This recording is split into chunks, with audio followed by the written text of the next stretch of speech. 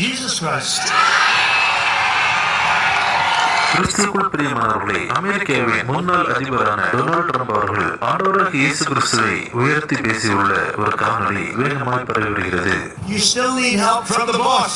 நமக்கு நம்முடைய பாசிடமிருந்து, அதாவது பரத்திலிருந்து உதவி தேவைப்படுகிறது. நான் இப்படி சொல்லும் போது அநேகர் என்னை கிண்டலும் கேலியும் செய்வார்கள். ஆனால் நான் அதை பொருட்படுத்துவதில்லை. Now they'll criticize me for that. How dare he say that? How dare he say that? Now I'll say it. அநேகர் என்னை பற்றி நீங்கள் தான் இந்த உலகத்தின் மிக பிரபலமான நபர் என்று கூறுகின்றனர். Somebody said to me the other day, "You're the most famous person in the world by far." I said, "No, I'm not. No, I'm not." ஆனால் நான் அதை மறுக்கிறேன். காரணம், இந்த உலகத்தில் மிக பிரபலமான நபர் ஆண்டவராக இயேசு கிறிஸ்து ஒருவரே என்று கூறுகிறார். They said, "Who's more famous?" I said, "Jesus Christ."